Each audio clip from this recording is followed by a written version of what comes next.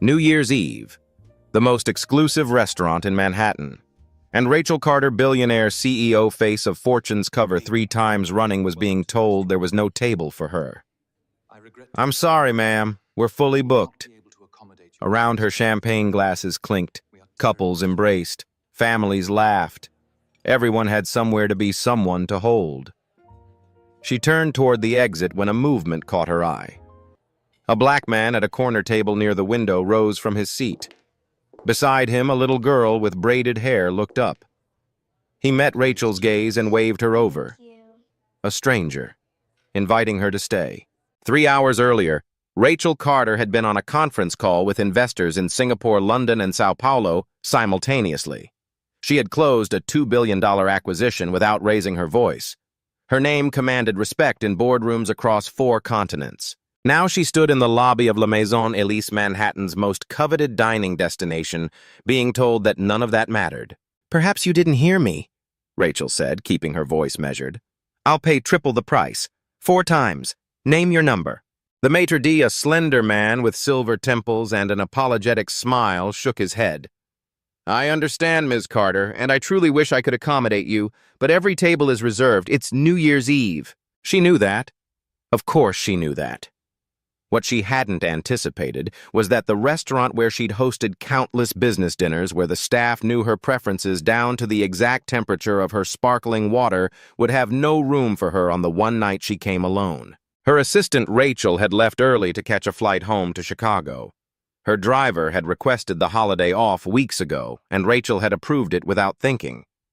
She had a penthouse with floor-to-ceiling windows overlooking Central Park, a wine collection worth more than most people's homes, and not a single person expecting her anywhere. So she had driven herself here.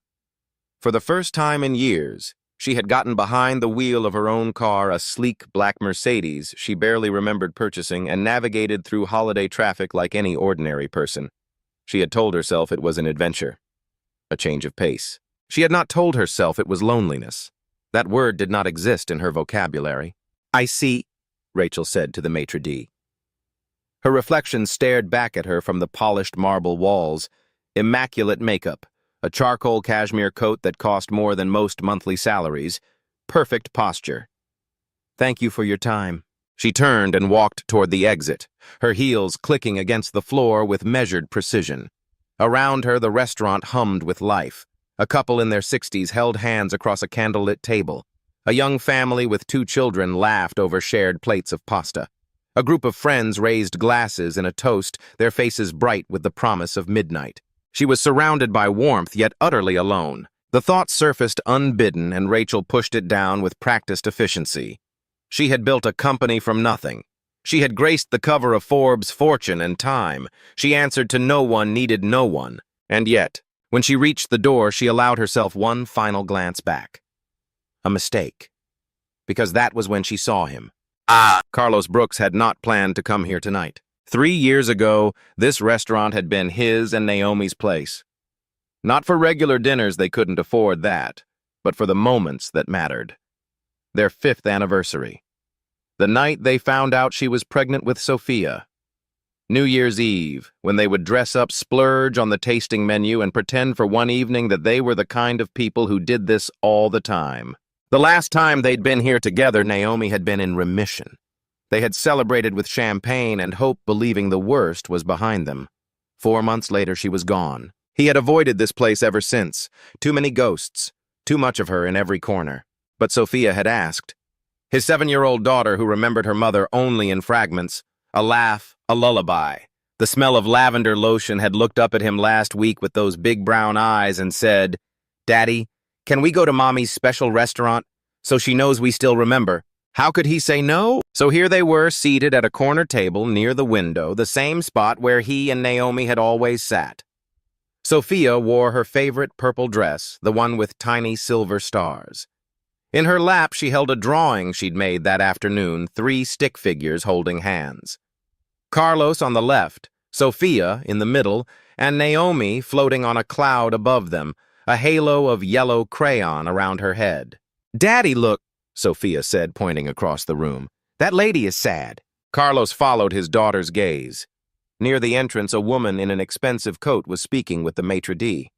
Even from a distance, he could read the tension in her shoulders, the careful control in her expression.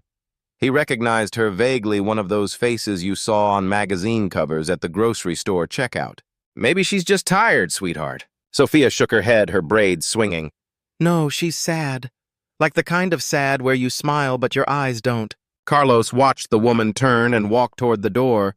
Her posture was perfect, her stride confident, but Sophia was right. There was something hollow in the way she moved, something familiar. He knew that walk. He'd perfected it himself in the months after Naomi died. The appearance of composure when everything inside was crumbling. "She doesn't have anyone," Sophia said softly. "Nobody's waiting for her." The words hit Carlos harder than they should have. He looked at the empty chair beside him, the one he still couldn't bring himself to fill, and then back at the woman retreating toward the cold Manhattan night. Naomi would have done something. His wife had never been able to walk past someone in need without stopping. She used to joke that her heart had no off switch. Before he could overthink it, Carlos stood up. Rachel's hand was on the door when she heard it, a small voice cutting through the ambient noise. "Excuse me, lady." She turned. The little girl with braided hair was waving at her, standing on her chair to be seen above the crowd. Beside her, the man Rachel had noticed earlier was on his feet, one hand resting gently on his daughter's shoulder. "We have an extra chair," the girl called out. "You can sit with us." The maitre d' looked mortified. "Ms. Carter, I'm so sorry, I can ask them to—" "No," Rachel heard herself say. "It's fine." She didn't know why she said it. Every instinct told her to decline gracefully and leave. She was Rachel Carter. She did not accept charity from strangers. She did not sit at other people's tables like some lost soul in need of rescue.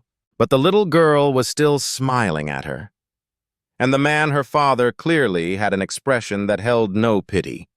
No recognition of who Rachel was or what she was worth. Just a quiet steadiness, as if he understood something about her that she hadn't said aloud. She walked toward their table.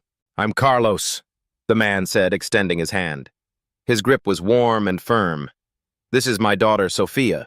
"I'm 7, Sophia announced, "and you're really pretty. Are you a princess?" Despite herself, Rachel felt her lips curve into something approaching a smile. "No, I'm not a princess." "That's okay. Princesses are boring anyway. They just wait in towers. You look like someone who does stuff." Carlos pulled out the chair across from him. "Please, sit." Rachel hesitated. She could still leave. She could thank them politely, make an excuse, and walk out into the night where no one would see her vulnerability. She could go home to her empty penthouse and pour herself a glass of wine and pretend this evening never happened. Or she could sit down. She thought of the conference call earlier, the billions of dollars, the investors hanging on her every word. She thought of her assistant flying home to a family that missed her, her driver spending the holiday with people who loved him. She thought of every New Year's Eve for the past decade spent at parties where everyone wanted something from her, where she was never just Rachel, but always the CEO, the billionaire, the brand. She sat down. "Thank you," she said. The words felt strange in her mouth. When was the last time she had thanked someone and truly meant it? Sophia beamed. Carlos nodded, then turned to flag down a waiter. "Another menu, please." And just like that, Rachel Carter, who controlled boardrooms and commanded empires, found herself at a tiny table with a stranger and his 7-year-old daughter with no agenda, no power, no role to play. For the first time in longer than she could remember, she had no idea what came next. The realization should have terrified her. Instead, something in her chest loosened. Just a little, just enough to breathe. The dinner that followed was unlike anything Rachel had experienced in years. She was accustomed to meals as transactions. Every lunch, every dinner, every glass of wine shared across a table came with an agenda. Investors wanted access. Competitors wanted information. Everyone wanted something. But Carlos asked her nothing about her company. He didn't mention her net worth or her latest acquisition. When Sophia inquired what Rachel did for work, Carlos simply said, "She helps run a big business," and left it at that. Instead, they talked about small things. Sophia's favorite subject in school art because math was too bossy with all its rules. The snow that was supposed to fall before midnight. The best flavor of ice cream. Sophia insisted on strawberry. Carlos argued for butter pecan. Rachel admitted she couldn't remember the last time she'd had ice cream at all. That's the saddest thing I ever heard, Sophia declared, her eyes wide. Daddy, we have to fix this. Carlos smiled, the first real smile Rachel had seen from him. It transformed his face, softened the careful reserve he wore like armor. Maybe we can get dessert later. Rachel found herself watching them, studying the easy rhythm of their interactions. The way Carlos cut Sophia's food into smaller pieces without being asked. The way Sophia reached for his hand when she laughed, as if joy was something meant to be shared through touch. The way he listened when she spoke, giving her his full attention, like her 7-year-old observations mattered as much as any boardroom presentation. This was what family looked like. Not the cold silence of her childhood where achievements were expected and affection was rationed. Not the performative warmth of holiday parties where everyone smiled for cameras and went home to separate lives. This was real. You're staring, Sophia said, suddenly catching Rachel off guard. Do I have food on my face? No, I'm sorry, I was just thinking. About what? Rachel searched for an answer that wouldn't sound strange to a child. About how nice this is, having dinner with you. The girl beamed. See, Daddy, I told you she was nice. You were worried for nothing. Carlos's expression flickered with something Rachel couldn't quite read. I wasn't worried. You made your serious face when she sat down, the one you make when you're thinking too hard. Sophia. There was gentle warning in his voice, but also amusement. It's okay, Rachel said. I would be cautious too if a stranger joined my table. She met Carlos's eyes. Thank you for letting me stay. You didn't have to do that. Carlos held her gaze for a moment. Everyone deserves somewhere to be on New Year's Eve. The words were simple, but they landed somewhere deep in Rachel's chest. Before she could respond, Sophia tugged on her sleeve. Do you have pets? I want a dog, but Daddy says our apartment is too small. Do you have a big apartment you could get a really big dog? Like one of those fluffy ones that look like clouds? Rachel almost laughed. I don't have any pets. Why not? I travel a lot for work. I wouldn't have time to take care of them properly. Sophia considered this with the gravity of a Supreme Court justice weighing evidence. That's sad. But at least you're honest about it. Some people get pets and then ignore them, and that's worse. Sophia has very strong opinions about responsibility, Carlos said dryly. Someone has to, the girl replied. Then she turned back to Rachel with a new question. What's your favorite color? Rachel blinked.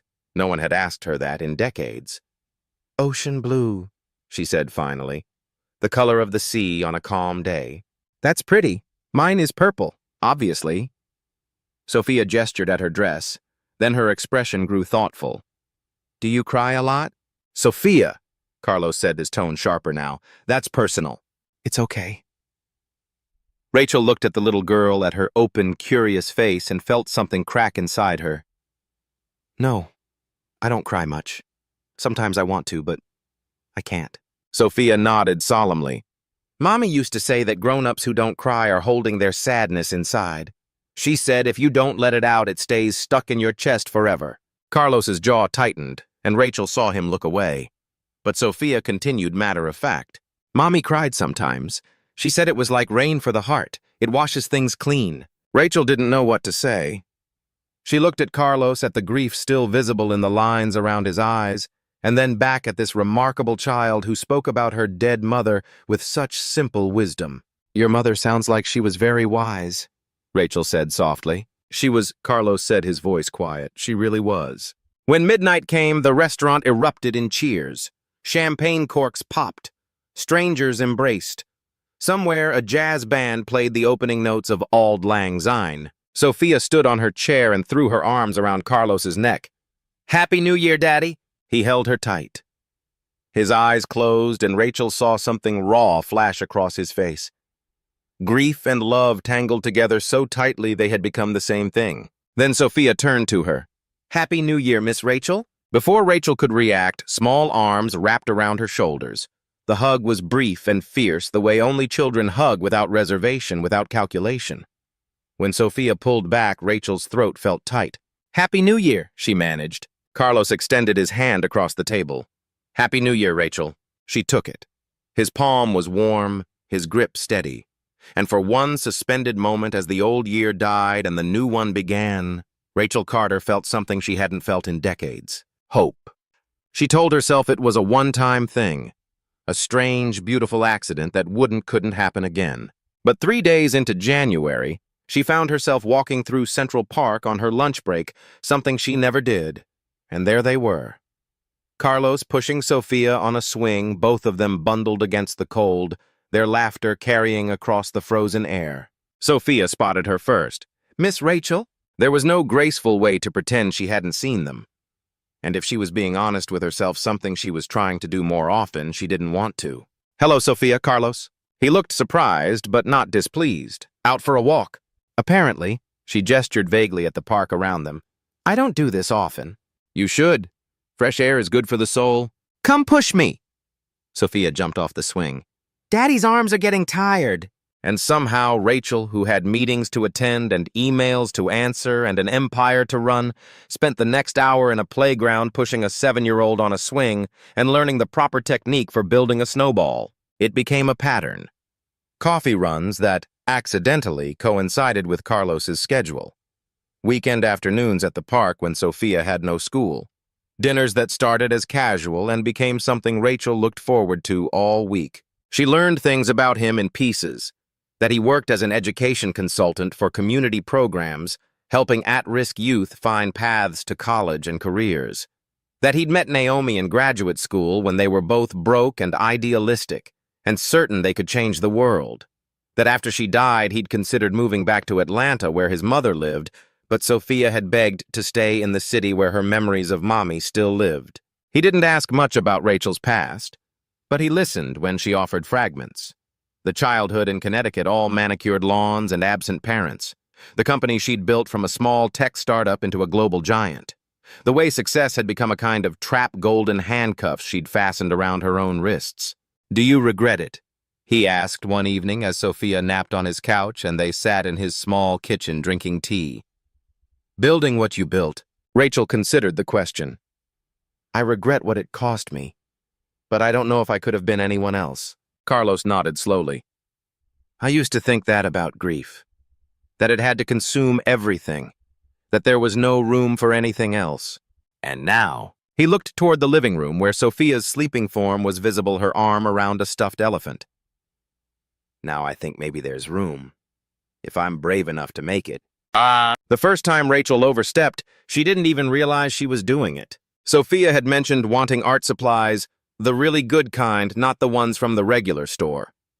That weekend, Rachel showed up at Carlos's apartment with a professional grade set worth over $500. Brushes made from imported sable hair, pigments used by gallery artists, a wooden case with brass hinges. Sophia's eyes went wide. "For me, every artist needs proper tools," Rachel said, pleased with herself. But Carlos's expression had gone carefully neutral. "That's very generous, Rachel. Sophia, what do you say?" "Thank you, thank you, thank you." Sophia threw her arms around Rachel's waist, then immediately began examining each brush like it was a sacred artifact. Later, when Sophia was absorbed in her new treasures, Carlos pulled Rachel aside. "You didn't have to do that. I wanted to. She mentioned wanting better supplies, and I happened to know a place." "Rachel." His voice was gentle but firm. "That set costs more than my grocery budget for 2 months. I looked it up." She blinked. "I didn't think about the price. I just wanted her to have something nice." "I know, and I appreciate the intention, but Sophia doesn't need expensive things. She needs consistency, presence, things that can't be bought." The words stung more than they should have. Rachel nodded stiffly. "Of course, I'm sorry." Carlos softened. "I'm not angry. Just, let's keep things simple, okay? We're not a project to be funded. We're just people." She agreed. She meant it. But old habits were harder to break than she'd anticipated. When Carlos mentioned that funding for one of his community programs had been cut, Rachel casually offered to cover the shortfall.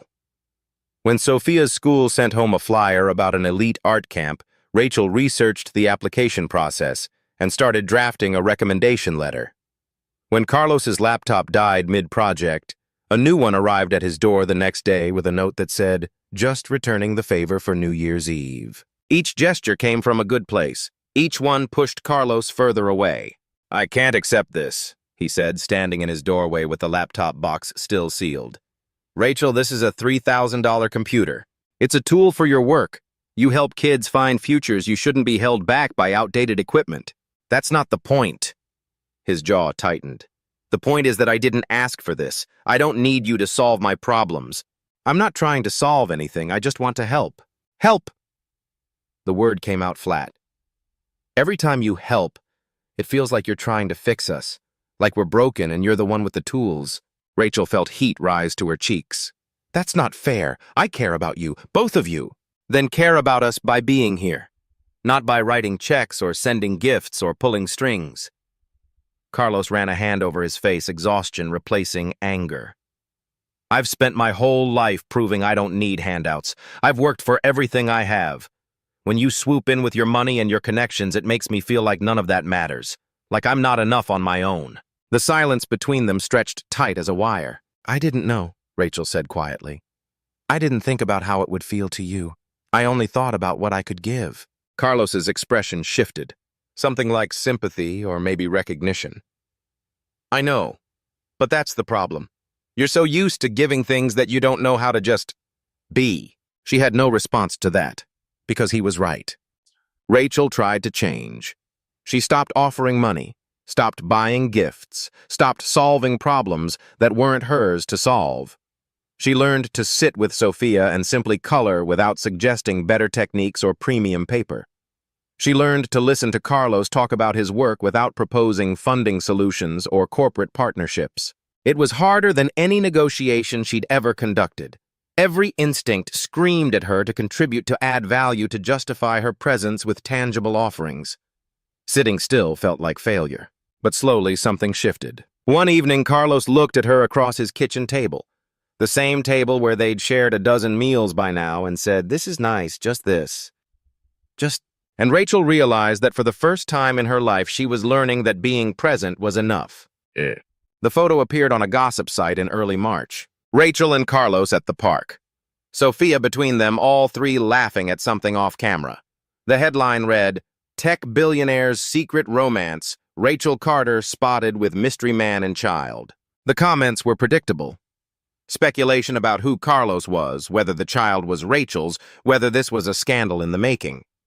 A few threads turned ugly, questioning why a woman like Rachel would be seen with a black man from Brooklyn using language that made her stomach turn. She had her PR team scrub the article within hours. Threatened legal action against the photographer. But the damage was already done. Carlos withdrew. Not dramatically, he still responded to her texts, still agreed to see her, but something had shifted behind his eyes. A wariness that hadn't been there before. "I don't want Sophia dragged into your world," he said one night after the little girl had gone to bed. "She's been through enough. I know, I'm handling it. You can't handle everything, Rachel. That's what I'm trying to tell you. Some things just have to be weathered." She wanted to argue, wanted to explain that she could protect them, that her resources and influence could build walls around this fragile thing they were creating. But she saw the look on his face and held her tongue. For once, she listened instead of acted. It wasn't enough. The school called Carlos in April. Sophia's application for a prestigious art scholarship, one he'd never submitted, had been flagged for review. The admissions director wanted to discuss the glowing recommendation letter that had accompanied it. A letter signed by Rachel Carter. Carlos called her that night. His voice was ice. "You went behind my back. I was trying to help. The school has the best art program in the city, and Sophia has so much talent. I said no. I told you I didn't want your connections involved in her education. You agreed. You looked me in the eye and agreed. I know, but I thought if you just saw what was possible, you thought you knew better." The words were sharp as broken glass. "That's what this is really about, isn't it? You think your money, your influence gives you the right to make decisions for us? Like we're children who don't know what's good for us." "Carlos, please, let me explain." "Explain what?" "That you can't help yourself. That old habits die hard." His laugh was bitter. "I've heard that before. From people who always thought they knew better than the single black father from Brooklyn. I expected it from them, not from you." Rachel felt tears prick her eyes. When had she last cried? She couldn't remember. "I made a mistake. A terrible mistake. But I did it because I care." "That's the worst part." His voice cracked. "I know you care, but caring isn't enough if you can't respect boundaries. If you can't trust me to know what's right for my own daughter. The silence stretched between them, vast as an ocean. I need time, Carlos finally said. And I need you to stay away from Sophia. She's already asking about you. She doesn't understand why you've been coming around, and I don't want her hurt worse when... He stopped, started again. Just give us space. Please. The line went dead. Rachel sat in her penthouse, surrounded by everything money could buy, and felt the foundation of something precious crumble beneath her feet. She had done this. With the best intentions in the world, she had done exactly what she'd always done. Tried to control. Tried to fix. Tried to prove her worth through action rather than simply being. And now the only people who had seen her as more than a CEO, more than a brand, were slipping away. The irony was not lost on her. She had built a career on understanding what people needed, on anticipating problems and solving them before they escalated. But when it came to the thing that mattered most, genuine human connection, she had failed in the most fundamental way possible. She had treated love like a transaction, and now she was paying the price. The weeks that followed were the longest of Rachel's life. She did not call Carlos, did not text, did not drive past his Brooklyn apartment or show up at the park where Sophia liked to swing. He had asked for space, and for once in her life, she would give someone exactly what they asked for instead of what she thought they needed. But the silence was deafening. She threw herself into work the way she always had when life became too complicated to bear. Board meetings, acquisitions, the endless machinery of empire. Her executives noticed nothing different. Her shareholders saw the same decisive leader they'd always trusted. The mask held. At night, though, the questions came. If she couldn't use her money, her connections, her ability to solve problems, what was left? Who was Rachel Carter without the power to fix things? She had built her entire identity around being useful, around being the one with answers. Strip that away, and what remained? The question haunted her through sleepless nights and distracted days. And slowly, painfully, an answer began to form. She started volunteering. Not at Carlos's community programs. She would not insert herself into his world uninvited. Instead, she found a youth literacy center in Queens, a struggling organization with outdated books and dedicated staff who couldn't afford to pay themselves living wages. She showed up on a Tuesday evening wearing jeans and a sweater instead of her usual designer armor and asked if they needed help. The director, a tired woman named Martha, who had clearly never heard of Rachel Carter, handed her a stack of picture books and pointed toward a circle of fidgeting 6-year-olds. Read to them, keep them engaged, good luck. No strategic planning, no funding proposals. Just a plastic chair, a worn copy of Where the Wild Things Are, and 8 pairs of skeptical eyes. Rachel was terrible at it. She read too fast. She forgot to show the pictures. She didn't know how to do funny voices. One boy fell asleep. A girl with pink barrettes informed her that the last volunteer was way better at this. But she came back the next week, and the week after that. She learned to slow down, to let the children interrupt with questions, to laugh when she mispronounced words and let them correct her. She learned that showing up was its own kind of gift, one that couldn't be outsourced or purchased. She learned finally what Carlos had been trying to tell her all along. Carlos saw the change before he was ready to acknowledge it. A mutual acquaintance mentioned spotting Rachel at the literacy center.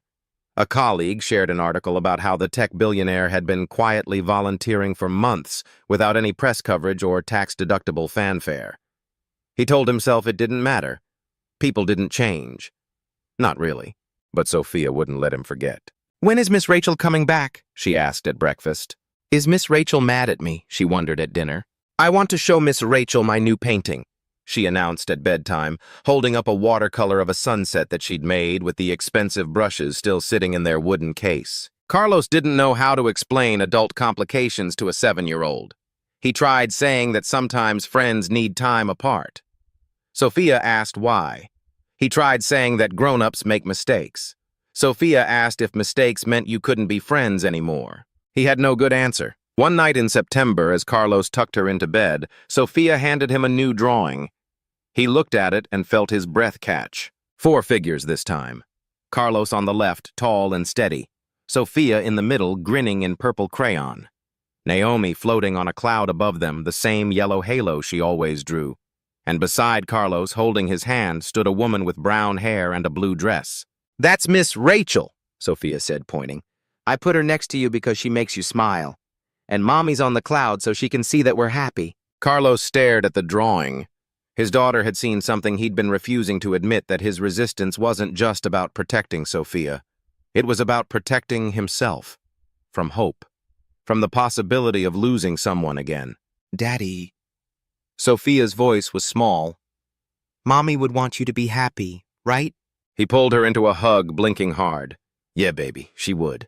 That night after Sophia was asleep, Carlos sat alone in the kitchen with the drawing spread before him. He thought about Naomi, really thought about her, not just the grief he'd wrapped around her memory like a shield. She had loved fiercely and forgiven freely. She had believed that people deserved second chances. She had told him once near the end that her only fear wasn't dying.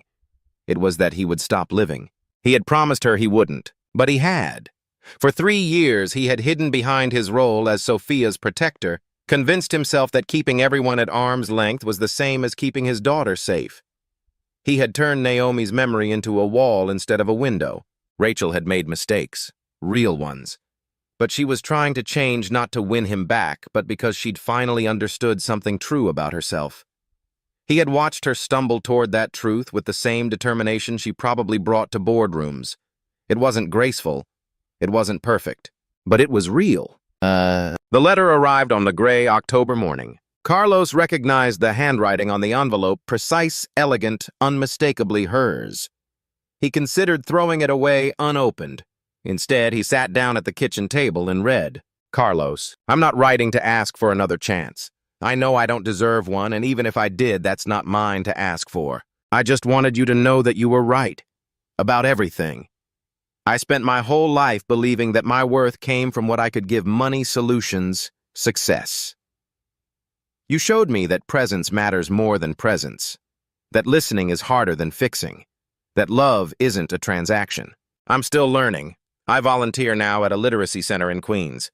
The kids there don't care that I'm a CEO. They care whether I remember to do the funny voices. It's humbling in the best possible way. Thank you for New Year's Eve. Thank you for letting me sit at your table when I had nowhere else to go. Thank you for showing me what family looks like. I will carry that gift with me always. Whatever happens, I hope you and Sophia find everything you deserve. Rachel." Carlos read the letter 3 times. Then he folded it carefully, placed it in his desk drawer, and did nothing. But he found himself thinking about her at odd moments, wondering if she was still reading to those kids, hoping she had learned to do the voices right. He called her in November. She didn't answer, so he left a message. "Rachel, it's Carlos. I got your letter. I'm not ready to... I don't know what I'm ready for, but Sophia asks about you, and I don't want her growing up thinking that people can't change or that mistakes are permanent. So maybe we could talk. Just talk. No promises." She called back the next day. They met for coffee at a neutral location, not their park, not their restaurant. Just 2 people sitting across a small table trying to find their way back to honesty. "I'm not the same person I was in April," Rachel said. "I know that sounds like something people say, but I've been doing the work, real work, the kind that doesn't show up on a balance sheet." Carlos nodded slowly. "I've been doing some work too, realizing that I was using my grief as an excuse to keep everyone out, including people who might be worth letting in. They didn't solve everything that day, but they started." 1 year later, New Year's Eve returned. No exclusive Manhattan restaurant this time. No velvet ropes or champagne towers. Just Carlos's small Brooklyn apartment, the same one where Rachel had once dropped off a laptop she shouldn't have bought. Sophia sprawled on the living room floor with her watercolors working on a painting she refused to let anyone see until it was finished. Carlos stood at the stove, stirring a pot of soup that had been his mother's recipe. And Rachel set the table. She was clumsy at it. The forks ended up on the wrong side. The napkins were folded unevenly. But she was there doing something small and ordinary, and nobody was keeping score. On the shelf behind the couch, a framed photograph of Naomi smiled at the room. Rachel had asked Carlos about it once early in their reconciliation, whether it bothered him having her picture there while Rachel was present. "She's part of this family," he had said simply. "She always will be. You're not replacing anyone, you're just adding to the story." Now, as the clock ticked toward midnight, Sophia abandoned her painting and scrambled onto the couch between them. 10:98. Carlos reached for Rachel's hand. She took it. 7:65. Outside, fireworks began to crackle over the city. Inside, the apartment glowed warm and golden. 4, 3, 2, 1, Happy New Year. Sophia threw her arms around both of them at once, pulling them into a messy, laughing embrace.